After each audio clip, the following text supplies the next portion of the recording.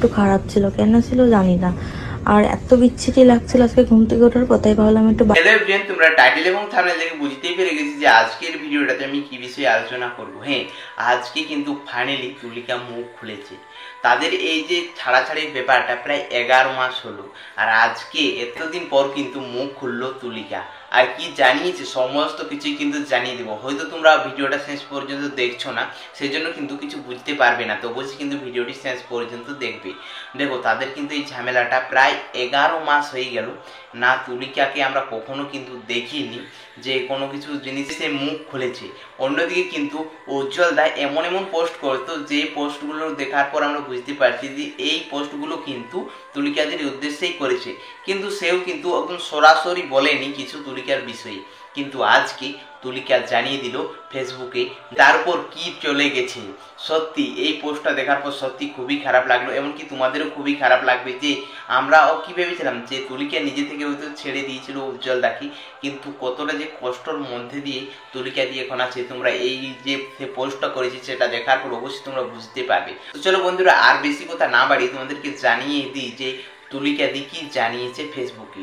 তুলিকা দি জানিয়েছে, দেখতে পাচ্ছ একটা ফটো পোস্ট করেছে এবং ক্যাপশনে এমন কিছু কথা শেয়ার করেছে যেটার মাধ্যমে আমরা বুঝতেই পারছি। দেখো, হচ্ছে আমরা নারী, আমরা হাজার অপমান, কষ্ট, লাঞ্ছনা সহ্য করেও সমাজের সামনে হাসি মুখে দাঁড়াতে পারি। এই যে লেখাটার মাধ্যমে আমরা বুঝতেই পারছি যে তুলিকাদের জীবনে কি সব ঘটেছে। বলছে আমরা নারী, আমরা যার কষ্ট লাঞ্ছনা সহ্য করতে পারি, তবুও বলছি এত কষ্ট করার পরেও কিন্তু আমরা সমাজের মুখ কাছে হাসি মুখে দাঁড়িয়ে থাকি।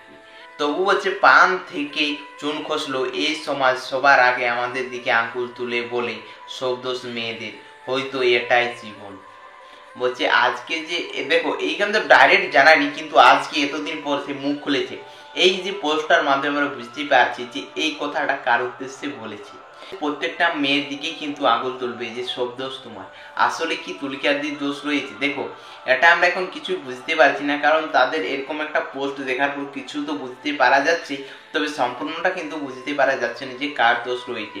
তো যাই হোক বন্ধুরা, তোমরা এই জিনিসটা নিয়ে কিন্তু এখনো কমেন্টস করে যাচ্ছ, মানে মিথিদি বা উজ্জ্বল দা বা তুলিকা, তোমরা এই তিনজনকে কিন্তু প্রচুর পরিমাণে কমেন্টস করছো যে তোমাদের মধ্যে কি হয়েছে কি হয়েছে। আর এটা এখন না, প্রায় 11 মাস থেকে তোমরা একই ধরনের কমেন্টস করে আসছো। তো আজকে কিন্তু তুলিকা দি এই কথাটা শেয়ার করেছে, যেটার মাধ্যমে অনেক মানুষই বুঝতে পেরে গেছে যে তাদের মধ্যে কি হয়েছে। আর হ্যাঁ, এখন কিন্তু সত্যি তাদের মধ্যে ডিভোর্স হয়ে গেছে। কারণ দেখো, সেটা তারা জানায়নি, কিন্তু আমরা এই যে লেখালেখি বা আজকের দিনে দাঁড়িয়ে তুলিকা দি শাখা সিঁদুর ছাড়া এবং আলাদা রয়েছে, এবং সে কিন্তু নিজের লাইফস্টাইল ভিডিও শেয়ার করছে। তোমরা কিন্তু অনেকে একটা জিনিস কমেন্টস করতেছিলে যে তুলিকা দি তো ভিডিও আপলোড করে না। দেখো, তার কিন্তু ইউটিউব চ্যানেল আছে, কিন্তু অতটা তার পপুলারিটি পায়নি, সেই জন্য কিন্তু তোমরা তাকে সেখানে দেখতে পাচ্ছ না, কিন্তু সে ফেসবুকে এখন প্রতিনিয়ত অ্যাক্টিভ রয়েছে। তো তোমরা যদি তুলিকাদের ভিডিওগুলো দেখতে চাও তাহলে অবশ্যই কিন্তু তোমাদেরকে যেতে হবে তার ফেসবুক পেজে মোটামুটি একটি অ্যাক্টিভ থাকে। তো বন্ধুরা, তোমরা প্রথম দিকে কিন্তু সকলেই বলেছিলে যে এটা কিন্তু প্র্যাঙ্ক করছে, কিন্তু এটা প্র্যাঙ্ক নয়, এটা কিন্তু সত্যি তাদের মধ্যে কিন্তু মনোমালিন্য থেকে এখন ডিভোর্স অবধি চলে গেছে। কারণ তাদের যেরকম আজকালের ভিডিও, তবে একটা জিনিস আমি দেখে পুরো অবাক হয়ে গেলাম, এই প্রশ্নটা তাদেরকে প্রচুর করা হয়েছিল, কিন্তু তারা সেই সময় কোনো মুখ খোলেনি। আর আজকে কিন্তু তুলিকা দি এই যে পোস্টটা করেছে, যেটা বুঝতেই পেরে গেছি যে তাদের মধ্যে কি হয়েছে। তো নতুন করে আর কিছুই বলার নেই। আরেকটা কথা, উজ্জ্বলদার আমি কিন্তু দেখলাম যে আজকে ঘেটে যে ওর ওল্ড ভিডিওগুলো, সেখানে আমি দেখলাম যে লাস্ট ভিডিও যেটা হয়েছিল তুলিকাদির সাথে, যে সে বাপের বাড়ি যেতেছিল মেকআপ টেকআপ সব কিছু করার পর, মানে রেডি সেডি হওয়ার পরে যখন সে বাপের বাড়ি যাবে, সেই সময় তার উপরে যে প্র্যাঙ্কটা করেছিল উজ্জ্বলদা এবং মিথি মিলে, সেই প্র্যাঙ্কটা কিন্তু এখন নেই, তারা কিন্তু ডিলিট করে দিয়েছে। তো অনেকেই বলতেছিল যে সেটাই তাদের শেষ ভিডিও। হ্যাঁ, কিন্তু উজ্জ্বলদার চ্যানেলে সেটাই ছিল তুলিকাদির সাথে শেষ ভিডিও, এবং ওই ভিডিওটার পর কিন্তু আমরা কখনো তাদেরকে আর একসাথে দেখতে পাইনি। তবে যাই হোক, আমরা সকলে চাই তোমরা যেহেতু আলাদা থেকে মনে করছো যে ভালো থাকবে, তো অবশ্যই তোমরা সেটাই চালিয়ে যাও। আরেকটা কথা, তোমরা কিন্তু অনেকেই এই যে তাদের ডিভোর্সের ব্যাপারে এখনো তারা সোশ্যাল মিডিয়াতে এসে জানানি যে তাদের ডিভোর্স হয়েছে, কিন্তু অনেকে মানুষই বুঝে গেছে যে তাদের মধ্যে ডিভোর্স হয়েছে।